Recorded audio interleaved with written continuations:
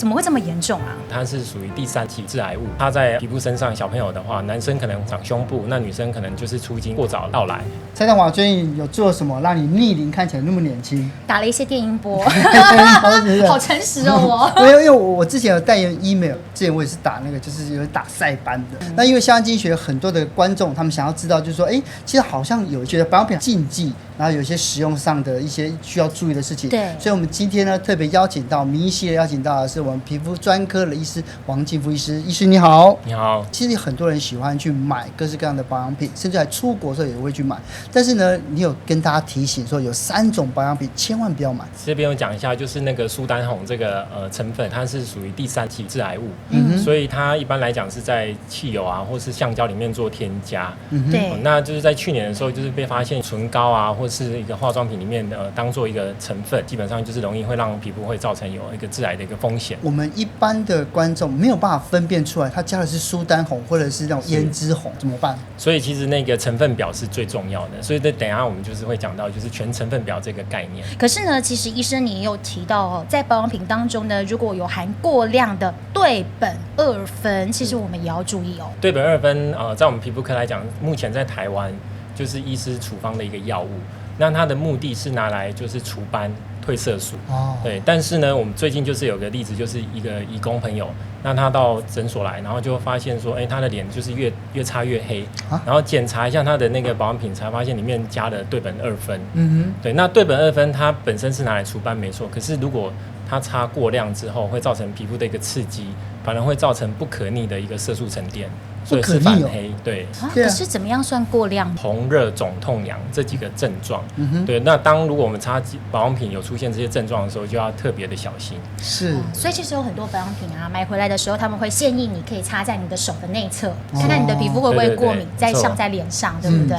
可是呢，其實最近有一個新聞讓我看了特別有感，而且很多的爸爸媽媽真的是要注意哦。就是呢，之前有一個新聞說，發現了臨床上面有很多的爸爸媽媽發現這些寶寶2、3歲就有性早熟。可能就乳房已經發育了，甚至3歲的小妹妹居然初經就已經來潮了。結果發現呢，他們用到修復霜裡面呢是有這個雌激素的，哇，這點其實蠻嚴重的耶。像雌激素的話，目前來講也是不能添加的。那像如果含有雌激素或是類雌激素這類的成分，那擦在皮膚身上，小朋友的話，男生可能會長胸部，那女生可能就是初經會過早到來。所以我們小朋友在挑選保養品上來講的話，盡量就是單純的保濕就可以了。而且今天醫生還幫我們準備了，就是保養品的4大地雷，千萬不要踩。其實第一個日韓保養品不要拿回來台灣用，我非常的訝異耶。因為其實台灣的旅客到這些國家是大批的買回來用啊。那個日韓的保養品不是不能用，是我們要知道怎麼使用。我們門診有一位伯伯，他來的時候就是說，那因為他覺得他皮膚很乾，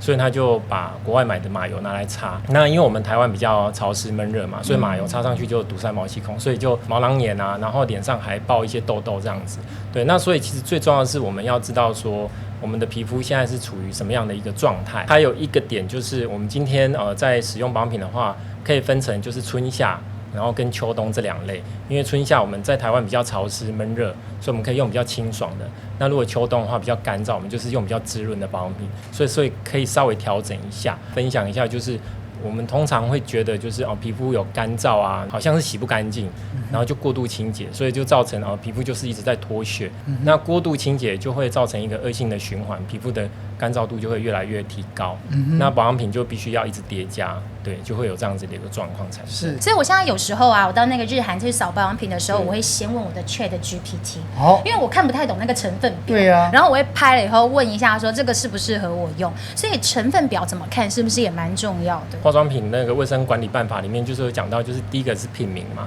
那再來就是最重要的就是這個全成分表，它的成分填寫是從濃度高到濃度低。對，那所以其實大部分第一個品類大部分都是水，因為我們知道保養品裡面水分是添加比較多的，所以它會依序來做填寫。那所以如果我們今天用了一點，例如說像是熊果素啊，或是 A 醇這一類的有功能性的，假設它只填寫功能性的一個品名，那我們就必須要非常的小心。為什麼？因為保養品有時候用了會過敏，那我們必須要去拆解說哪些東西成分會造成我們皮膚的過敏。那接下來就是它下面還有一個使用的方法，還有一個保存方式，還有製造廠，所以大家在購買的時候要注意這個填寫。來看一下，这敏感肌應該選擇成分較少的產品。但它聽起來的話，就是如果越敏感的人，那乾脆不要用，會不會比較好？有敏感肌的朋友，我們就是建議，就是我們挑選保養品的話，一定要把成分盡量的簡化是最好的，因為有敏感的嘛，擦了保養品又更容易敏感。那慢性的一個發炎反應就是會讓皮膚泛紅，然後甚至有時候會反黑，所以這部分要比較注意。我記得就是老一輩的朋友很喜歡用凡士林，他不管什麼都用凡士林，腳太粗用凡士林，手太乾用凡士林，連皮膚你說臉都用凡士林。凡士林這樣子用到底可不可以呢？凡士林的話，它本身就是一個成分最單純，所以如果說最不會過敏，的確就是凡士林這個成分。但是我們有時候會忽略一點，就是我們皮膚除了油脂，凡士林是油脂嘛，那還有一部分就是水分，所以缺水，但是我卻補油，那其實就是沒有得到我想要的一個保養。對，所以這個部分必須要釐清，說我們今天皮膚是不是缺水？缺水我們就先給它水分，然後再給它一些油脂，是一個比較好的方式。而且有時候擦太油啊，在眼下容易會長一些小肉芽。是，对。所以呢，有一些那個敏感肌的朋友啊，我之前就會聽到一些那個化妝師的朋友會說，可以買無酒精、無香料，然後純天然，是不是我用這樣的保養品就萬無一失了？無香料、無酒精、純天然，其實不等於不刺激。保養品的話，因為它要存放的時間比較久，那我們知道就是保養品裡面有一些水分嘛，水分其實就容易滋生細菌啊、霉菌，所以多少都會添加一些防腐劑。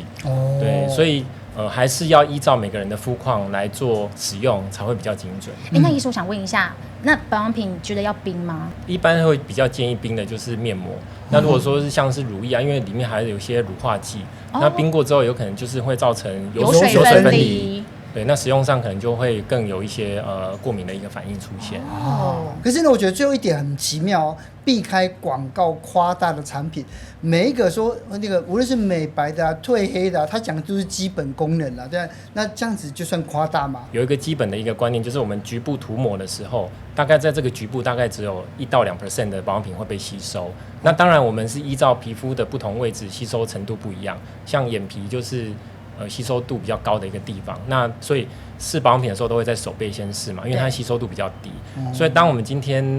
號稱有功能性的保養品，例如說擦的肉毒桿菌素啊，那這個都是醫生需要用針打到正確的位置。那所以我們擦保養品基本上就是比較難達到這個層次。對，因為現在市面上真的很多什麼用擦的麗珠蘭，用擦的肉毒桿菌，所以它其實效果都沒有真的打進去有效。是。那早 C 晚 A 是真的有用嗎？如果我們今天是有敏感肌，那如果說有比較乾燥的肌膚的話，那早 C 晚 A 在使用上要非常的小心，因為我們知道早 C 晚 A 的目的就是要去角質，角質層其實是一個蹺蹺板。如果我們今天角質層太厚，我們皮膚就沒有光澤。角質層如果太薄，它就沒有保護力，所以我們皮膚下面底層的水分就會慢慢的跑掉，所以就反而變成一個惡性循環。越去角質，皮膚越紅，然後越乾。建議早 C 晚 A 的使用一定要注意幾個點。第一個就是我們的頻率就是可能不要每天使用，我們可能就2-3天用一次。那再來就是我剛才講到，就是紅熱腫痛癢這幾個症狀，如果有出現的話，那不管今天是敏感肌還是正常的肌膚，我們都要先暫停。團隊最近給哲青看了一個數字，我覺得相當的驚人哦，超過70%的你其實還沒有按訂閱。如果你一直有在收看，也喜歡我們節目的話，現在我們來按下訂閱吧。按下訂閱對你來說是免費的，但對整個下班經濟學團隊來說，有你的支持跟訂閱是這個節目能不能繼續做下去、做得更好的重要關鍵。那其實呢，我們最近也看到了一個新聞這個呢最近非常火紅，哲青哥你應該都有聽過，大家去打外泌體，沒有錯，出了一篇新聞，我嚇了一跳因為有個台大醫生就說，有一個女生就去打這種皮下的外泌體，就打完之後呢，她隔天居然出現了延遲性的這種過敏反應，哇，看這張照片超可怕的，她臉上就這樣一個一個紅腫的這個紅點這樣跑出來，而且呢，醫生說這個是不可逆的，對，目前沒有特殊解藥可以解掉，對，然後後來就會有這個疤，然後跟這個斑在臉上，這怎麼會這麼嚴重啊？外泌體的話，目前台灣的法規就是不能打到身體裡面嘛。那可以打的一個狀況就是說，我們知道有一個再生醫療法嘛。那再生醫療法有治療的一個方式，那這必須要在合法合規的一個場所，然後再來就是在施打之前，施打的一個醫師跟醫療院所都要跟衛福部申請有通過，才能夠用在醫療的治療上面。新聞其實有講到，這個病人他接受的一個注射是裡面含有外泌體之外，還有20幾種的一個成分。對，那我們知道皮膚是一個免疫器官，所以當我們的成分如果說越複雜，然後我們不知道它的來路的話，那會造成很明顯的一個免疫反應，那就有點像卡介苗的那個腫塊，然後很多的出現在我們的臉上，那它是一個慢性的肉芽腫反應，所以是非常能消除的。也是你知道，我其實現在比較敢打電音波，比較不敢打那種玻尿酸之類的東西，就是我看到身邊真的好多例子，剛打完的時候覺得很漂亮哦，可是呢過一陣子之後就覺得有一種蠻化的感覺，然後呢就覺得整個臉都面中都太鼓了，反而沒有很自然。要怎麼避免這種蠻化呢？蠻化到底是什麼？說假設我們講下巴，打下巴，下巴會凸出來，那個其實就是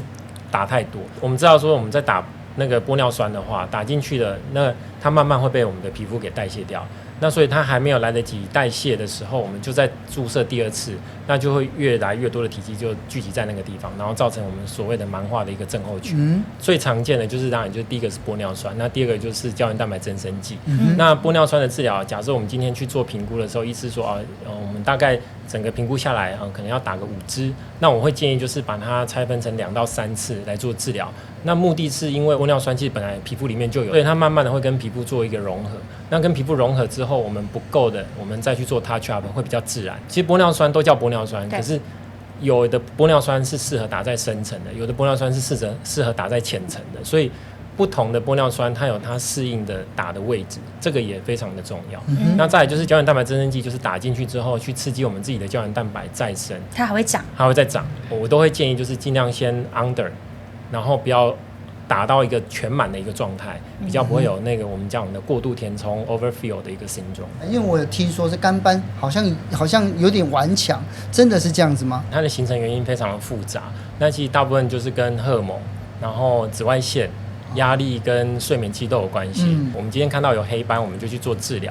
但是皮膚的穩定度到底有沒有到那個程度可以去接受雷射治療，這很重要。因為我們知道皮膚慢性發炎會誘發黑色素細胞的活性，會造成色素更深。所以當我們皮膚如果有比較乾燥或是不穩定的狀態的時候，要先治療，讓皮膚先穩定之后，我们才去做相關的一個雷射治療。是，醫師我覺得很奇怪，因為我自己的好朋友，然後也是有斑，他買了6次的那種皮秒的療程哦，6次已經全部打完嘍，斑一點都沒有淡。那如果這樣乾斑打這種皮秒是沒救的話，有什麼方法是可以讓它掉的？因為我記得很早期的時候，不是會有那種一次打超深層，然後會結痂，然後掉了就好了嗎？會結痂的斑，其實大部分都是表淺的斑。那深層的斑其實是不結痂的，沒辦法根治哦。它可以淡化。對，它有一些方式可以讓它淡化，然後淡化到一個階段之後，我們就是讓皮膚穩定，然後讓色素不要加深。是在國外打醫美的風險是有嗎？我好幾年前的時候，就是有一個病人來看診，然後他就是說他的臉上就是有好幾個腫塊，說在國外是打玻尿酸。那後來因為那個腫塊是沒有辦法消除，我們就是請他找那個整形外科的醫師把他手術取出，後來才發現那個是矽膠。因為我們知道打進身體裡面最重要一件重點就是身體可以吸收代謝的，這才是最重要。以前會希望說打進去的東西可以 forever， 就是撐得越久越好。那其實反而是一個風險，然後再來就是說，如果在國外做治療的話，一定要非常的清楚知道我們打進去的是什麼東西。如果回來台灣真的不幸，就是需要找當地我們台灣的醫生來做處理的話，我們才知道說要怎麼樣去幫你做一個解決。接下來這個雷射拉皮，年輕20歲，這是真的還是假的？電波拉皮或是音波拉皮，以現在的年齡大概在年輕5到10歲。那如果說到20歲的話，其實說真的就必須要做到手術的拉皮，然後再來就是我們的年輕化，其實不是只有拉提這件事，膠原蛋白啊、脂肪啊，或是有些人骨头會萎縮，是對，那這些都會影響我們年輕化的一個治療。醫師，因為我自己有在用電音波保養嘛，我之前看到一個那個網絡上的影片，我覺得有點恐怖，你知道嗎？他拿了一個那個豬的皮，然後拿那個電音波的儀器，啪啪啪啪啪啪一直打，然後他就燒焦哦，收縮。我就想說，如果我每1-2年，我就這樣打一次在自己臉上，那我臉裡面不就都一直在燒焦嗎？所以這種電音波有沒有說一輩子只能打幾次？它有沒有一個次數的限制？還是我就無上限一直狂打，它就一直維持在一個緊緻年輕的狀態？那個次數其實還沒有一個真正一個科學的統計，對。但是就是說我們今天在做治療的時候，就是不要太密集的去做這個電音波的一個治療，那至少都是要隔1-2年以上再去做治療，然後再來就是還是要給專業醫師評估一下下垂啊、老化到底是不是真的是缺少電音波，還是缺少的是做其他的治療，像填充啊這一類的，是都不一樣。来，今天謝謝醫師來跟我們分享，謝謝你，謝謝。